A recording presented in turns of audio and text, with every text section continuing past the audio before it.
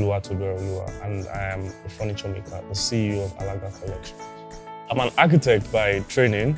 I studied at the Federal University of Technology, Akure, Ondo State. And during the course of architecture, we were told and taught that as an architect, you are a master creator, you can do anything. So that was the mindset I had all through university, and I didn't see myself as someone that just did design buildings and built houses. I saw myself as a creator. During my industrial training, I was assigned to a design and build company who required for me to design furniture for them. And this was what triggered me into making furniture, in the sense that they required for me to design the furniture while they sent it abroad for it to be made and sent back down to the country.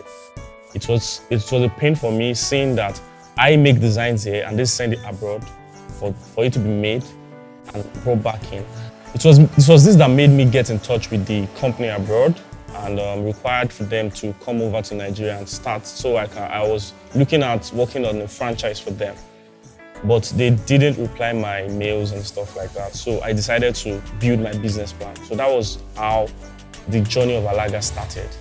So in 2016, after working for some years, I decided that it was time for me to start my own business. It was time for me to start my own thing, to start creating. And I ventured into some things. I got some opportunities, but they didn't. I tried to even go for loans, but I didn't get them at first. So the very first funding I got was from my father. He asked me what I was doing, what I was trying to do, what I was trying to achieve with the business, and I told him, and he bought into the idea, and he was my first customer. He gave me a contract to actually renovate his office and stuff like that. I made so many mistakes while doing that, but he was very patient with me. He ensured that I got what I was doing. So he funded me as much as possible, even more than what I should actually charge him. He was able to put in a lot of money. So from there, it was easy for me to get other jobs. By the time people asked me that, what have you done before? I was able to point them to that, and I got other jobs. And while I was doing that, I think 4 or 5 months into the business in itself, I got a loan from BOI that actually helped me to scale to the next level. At the beginning of Alaga Collections, the major challenge I faced was building a team. It was really hard because most people that are very skilled in this field are usually not in the country. They want to leave this country, and that is a problem we have. We have a skill gap in Nigeria that needs to be filled. But it was very hard building a team. Apart from money and all that, building a team was very, very hard. I think that was a major problem I had at first. But now we're good and we've been able to overcome that, even though we are getting better by the day.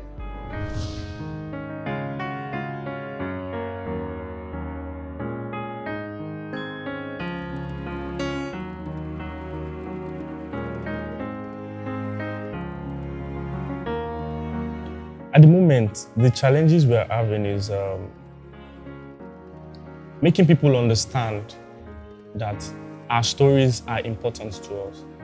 In as much as people want to buy furniture, they want to buy fine things, most of them are usually very skeptical when you have something that has the African theme to it. They feel it is a bit, how do I call it now? It has juju or something in it. So the problem is that we are trying to sensitize people that these things are not fetish. Yeah, that's the word, fetish. They're actually our own history. They're actually our own cultural heritage that we should buy. So that's one of the major problems we're having at the moment, the major challenge we're having at the moment. We've had very bad moments in Alaga Collections, as every entrepreneur would also have. And during this period, what has been able to help me is the training I've had as a human being normally from time, and a good support system. Very good. I have a very, very solid support system, and I appreciate them every day for that. During the bad times, during these low times, my support system, they've been able to carry me. By the time I'm on ground, they are all there around me, surrounded, and carry me all up. My core value as an entrepreneur is excellence. I try to, as much as possible, to achieve a level of excellence per every job I do. Sometimes I have to recall some jobs and do them all over again because I value excellence to the utmost core of it. The Alaga brand is not just a furniture company. I don't see it as a furniture. I believe it's a storytelling company. The brand is made to be an herald of history, to be an herald of culture, to carry our culture along with it. That is what sets us apart from every other furniture company. We want to tell African stories through furniture and other elements of space. So far, we've been able to do most of our marketing on social media. Social media has been a very, very good push for us. And other ways of advertising too, we go for exhibitions, we talk to people about the business and other things like that. But majorly, to be honest, social media has been a very, very vital, it has played a vital role in how we push the brand. It has played a very, very vital role in it. We started Alaga Collections with 2 staff, myself and 2 other people. But right now, we have 12 staff in-house and we have some contract staff that come in between 5 to 10 sometimes. I think as an entrepreneur, you should be able to take in criticism. You should be like a sponge. For me, I think criticism is the soul of business, is the soul of entrepreneurship. In the sense that it helps you to know where you're doing good, where you're doing bad, where you're doing great. And for someone like me that my core value is to be an excellent entrepreneur, to have an excellent brand, I take criticism very seriously. Like I said earlier, I have had the cause to call for some products to be brought back in for me to remake them. And it was due to criticism. People were able to say, this is not right here, this is not right here. The way I take criticism is I see it as a step, as a ladder for you to move up. So if you as an entrepreneur, you don't accept criticism, you don't allow people to talk to you about your product and brand, I think you are setting yourself up for failure. That is my ideology. That is what I think. At Alaga, the way we stay relevant is that we keep our ears on the ground. We listen, we look for information. For us, information is the bedrock of creativity. When you're informed, it's very easy for you to create. And when you create, you stay relevant. When you create what people need, you stay relevant. So for us, number 1 thing is information. Next is creating. And number 3 is to tell our stories the way it is. That is how we stay relevant.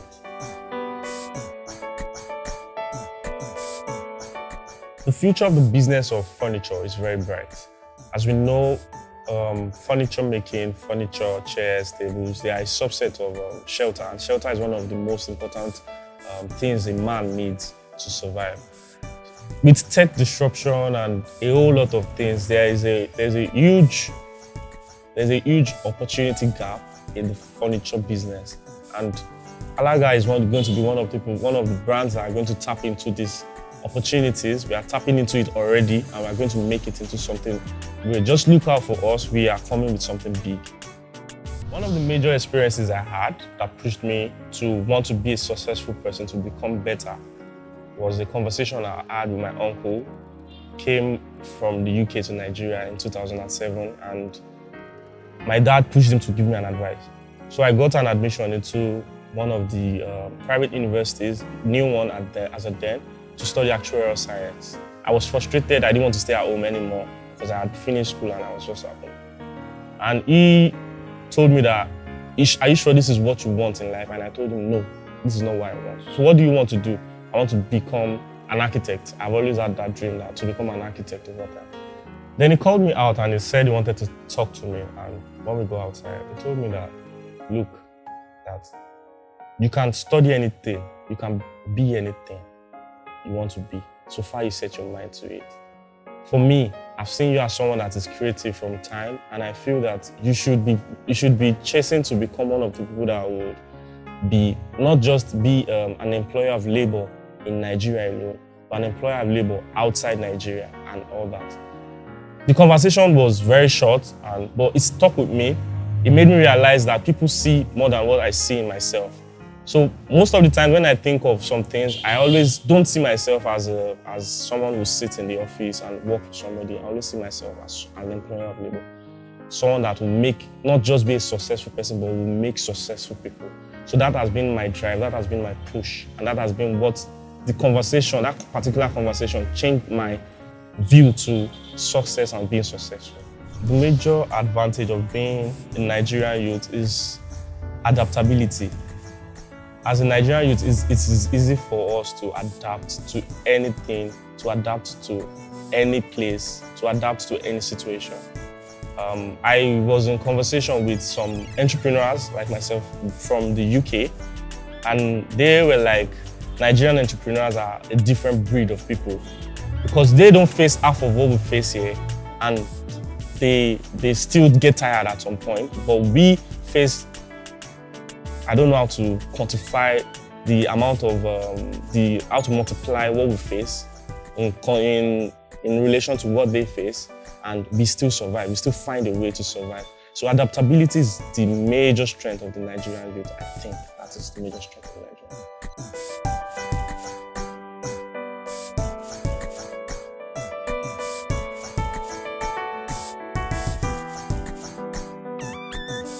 If I were to rule the country for a month, I think the major thing I'm going to try and work on is education. I don't know what a month can do. I think an educated population is a forward-thinking population. If you have an educated population, it's easy for us to achieve a whole lot of things. It's easy for us to become better. I don't know how realistic 1 month is, but I think I would hammer more on that if I am to rule the country for a month. I think I would hammer more. If you are going into business, I think you should understand that you will fail. You will fail a lot. You fail in a lot of things, but don't give up. There are so many people that make it look like business and all that is rosy, and it's a very, very good thing to go into. But you fall into a lot of mistakes. You make a lot of mistakes. Don't give up. In those mistakes that you make, in your failures, that is where you are going to bring out your strength. That is when you find your strength in business. When you fail at something, try it again. When you try it again, try it multiple times. Try it over and over again. You become a master in it.